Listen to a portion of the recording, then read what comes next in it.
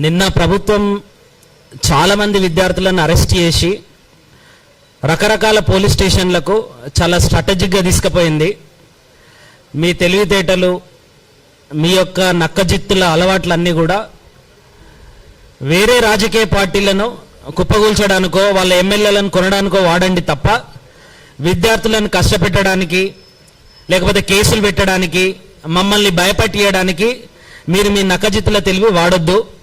తెలంగాణ ఉద్యమం మొత్తం విద్యార్థుల యొక్క రక్తం చిందించడం ద్వారా 1200 మంది విద్యార్థులు అమరవీరులు అవ్వడం ద్వారా వచ్చింది తప్ప మీ రాజకీయ పార్టీల వల్ల కాదు. అదేవిధంగా కాంగ్రెస్ పార్టీ ఈరోజు గద్దెనెక్కి అధికారం చెలాయిస్తున్నది. మా విద్యార్థులందరూ కూడా మీకోసం కష్టపడ్డరు.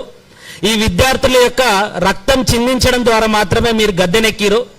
రేవంత్ రెడ్డి, మళ్ళీ గుర్తించుకో, నువ్వు ఎన్ని రకాల నకజిత్తుల మాటలు చెప్పినా సరే మేమంతా చదువుకున్నళ్ళం, అందరూ కూడా పీజీలు అయిపోయిన వాళ్ళు ఉన్నారు. నువ్వు చెప్పే అబద్ధాలన్నీ కూడా అర్థం చేసుకునేటటువంటి కెపాసిటీ ఉన్నది.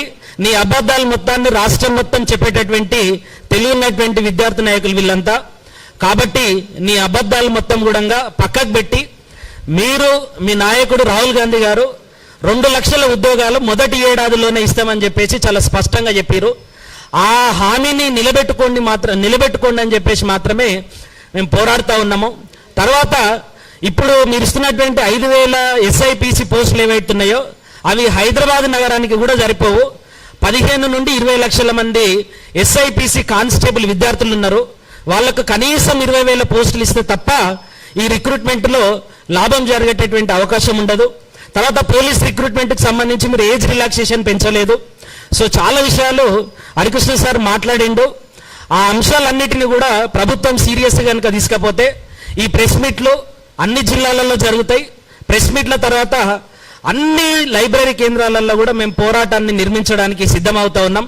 సో కాబట్టి మీరు మమ్మల్ని పోరాటంలో పాల్గొనండి అని చెప్పేసి ఆహ్వానిస్తున్నట్టుగా ఉన్నది.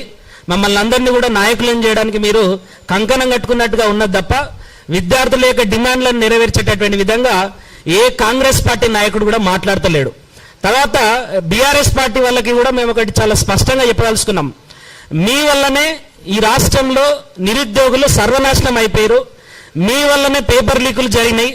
మీ వల్లనే గ్రూప్ 1 పేపర్ లీకేజ్ జరిగింది. 16 పేపర్లు లీకేజ్ జరిగినాయి. మీ మీద కొట్లాడి కాంగ్రెస్ ప్రభుత్వాన్ని గెలిపించుకోవాల్సినటువంటి పరిస్థితి వచ్చింది. ఇప్పటికైనా మీరు సిగ్గువెచ్చుకోండి, విద్యార్థుల తరపున పోరాడండి, మీరు మాతో పాటు కలిసి రండి. ఈ కాంగ్రెస్ ప్రభుత్వం ఇచ్చినటువంటి హామీలను మరి నిలబెట్టుకునేటటువంటి విధంగా మనం అందరం కలిసి పోరాడదాం. బీఆర్ఎస్ పార్టీ ఖచ్చితంగా మా అందరితోటి కూడా కలిసి రావాలి. ఇక చాలా మంది కాంగ్రెస్ నాయకులు మాట్లాడుతూ ఉన్నారు. దీంట్లో చాలా మంది పేటీఎం బ్యాచ్ అని, వీళ్ళు బీఆర్ఎస్ తొత్తులు అని చెప్పేసి, బీజేపీ తొత్తులు అని చెప్పేసి, కమ్యూనిస్టు తొత్తులు అని చెప్పేసి మాట్లాడుతూ ఉన్నారు. మేమందరం కూడా తెలంగాణ తొత్తులము, తెలంగాణ ఆత్మగౌరవం కోసం కొట్లాడేటటువంటి విద్యార్థులం. మేము తెలంగాణలో మేము సాధించుకున్నటువంటి తెలంగాణలో మేము ఉద్యోగాలు సాధించుకోవాలని చెప్పేసి కంకణం కట్టుకునేటువంటి విద్యార్థులం. కాబట్టి మీ ఊకదంపుడు అబద్ధాలకు బెదిరేటటువంటి ప్రసక్తి లేదు.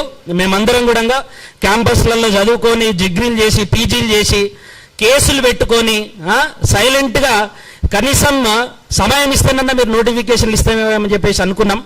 కానీ మీకు ఆ సిగ్గుశరం లేదు అని చెప్పేసి చాలా స్పష్టంగా అర్థమవుతుంది. ఇంకా సిగ్గు తప్పి విద్యార్థుల మీద కేసులు పెడుతురు. అట్లాంటి పిరికి పంద చర్యలు చేయకండి. మీకు నిజంగా దమ్ము ధైర్యం ఉంటే ఏ ప్రాంతంలో అయినా సరే మేము చర్చకు సిద్ధం, అందరం చర్చకు సిద్ధం. అందరూ మాట్లాడతారు. ఇక్కడ మీరు ఎన్ని ఉద్యోగాలు ఇచ్చిరు, ఎన్ని నోటిఫికేషన్లు వేసిరు, అసెంబ్లీలో మీరు ఇచ్చినటువంటి క్లారిటీ ఏంది? 16,000 ఉద్యోగాలకు పైన మాత్రమే మేము ఇచ్చినామని చెప్పారు. మీరు ఎన్ని అబద్ధాలు చెప్తారు అనేటటువంటి అన్ని వీడియో క్లిప్పింగ్లు ఉన్నాయి. మీరు పేపర్లలో ఇచ్చినటువంటి ప్రకటనలు కూడా ఉన్నాయి. మీరు ఎక్కడ తప్పించుకోలేరు. ప్రజాక్షేత్రంలో మిమ్మల్ని వెంటాడడం మాత్రం ఖాయం.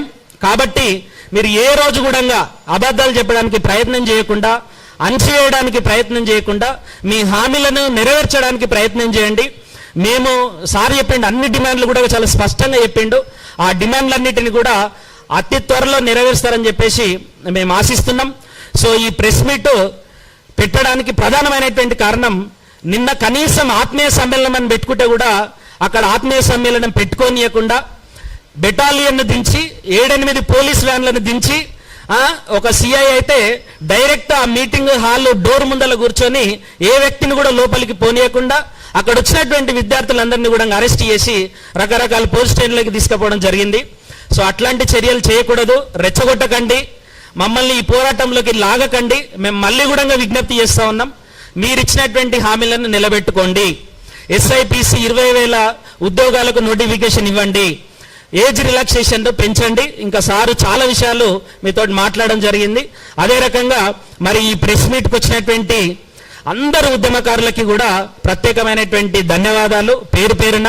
సో ఇక్కడ మరి ప్రత్యేకంగా వచ్చినటువంటి మన విఠలన్నకి కూడా తెలంగాణ ఉద్యమకారుడు, చాలా మీటింగ్లలో తెలంగాణ విద్యార్థుల తరపున పోరాటం చేసినటువంటి విఠలన్న కానీ, తెలంగాణ విద్యార్థి సేన శివ కానీ, జనార్దన్ కానీ, దామోదర్ కానీ, ప్రత్యూష కానీ, అండ్ బీఆర్ఎస్ ప్రభుత్వంలో మరి నిరాహార దీక్ష చేసి చావును కూడా లెక్క చేయకుండా మరి పోరాటం చేసినటువంటి మోతిలాల్ కానీ, అస్మా కానీ, ఝాన్సీ కానీ, మన బాలకోటి కానీ, ఇంకా చాలా మంది ఉన్నారు, చాలా మంది విద్యార్థులు ఉన్నారు. సో వాళ్ళందరికీ కూడా పేరు పేరున ధన్యవాదాలు. వీళ్ళందరూ కూడా పోరాటం చేసి వచ్చిన వాళ్ళు, బీఆర్ఎస్ ప్రభుత్వాన్ని కూడా బెదిరించి పోరాడి సావును కూడా లెక్క చేయకుండా మీకోసం కొట్లాడినటువంటి నాయకులు. వీళ్ళను మీరు ఆ పార్టీ ఈ పార్టీ అని మాట్లాడము. అప్పుడు వీళ్ళే కదా మరి మీకోసం పనిచేసింది, అప్పుడు పేడ ఆఫీస్ లేదా మరి వీళ్ళు? బ్రదర్, గత ప్రభుత్వం వేయడానికి కారణమే వీళ్ళంతా. ఇప్పుడు సార్ ఏ పేర్లు అయితే చెప్పారో వీళ్ళంతా. మరి అప్పుడు పేడ్ ఆర్టిస్టులు కాని వాళ్ళు ఇప్పుడు పేడ్ ఆర్టిస్టులు ఎట్లయితారు? సో వీళ్ళందరూ కూడా బీఆర్ఎస్ ప్రభుత్వంలో పోరాడిరు. బీఆర్ఎస్ ప్రభుత్వం రాకముందు కూడా, బీఆర్ఎస్ ప్రభుత్వం నోటిఫికేషన్ వేసింది లాస్ట్ ఇయర్లో వేసింది. అంతకుముందు 9 ఏళ్ళు కొట్లాడింది కూడా వీళ్ళే. మళ్ళా కూడా కొట్లాడతాం. తెలంగాణ బతుకున్నన్ని రోజులు విద్యార్థి నాయకులు అందరూ కూడా ఉంటారు. మీ ఊకదంపుడు కేసులకు ఏం భయపడేది లేదు. మేము ఖచ్చితంగా రిప్లై ఇస్తాం, పోరాడతాం. కాబట్టి ఈ కార్యక్రమానికి విచ్చేసినటువంటి ప్రతి ఒక్కరికి కూడా ధన్యవాదాలు తెలుపుతూ,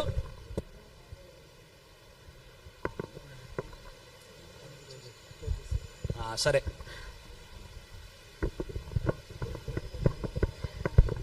తెలంగాణ నిరుద్యోగ సేన ఆధ్వర్యంలో ఈ ప్రెస్ మీట్కి వచ్చినటువంటి నిరుద్యోగ మిత్రులకు మరియు ఎలక్ట్రానిక్ మీడియా ప్రింట్ మీడియా మిత్రులకు మరియు తెలంగాణ ఉద్యమకారులందరికీ ధన్యవాదాలు తెలియజేసుకుంటూ, ఈ తెలంగాణ నిరుద్యోగ సేన అనేది ఒక నిరుద్యోగ విషయాలే కాకుండా మరిన్ని సామాజిక విషయాలు కూడా అందరం కలిసి ఫైట్ చేస్తామని చెప్పి ఈ సందర్భంగా తెలియజేస్తూ ఈ కార్యక్రమాన్ని ముగిస్తూ ఉన్నాం. థ్యాంక్ యూ అందరికీ.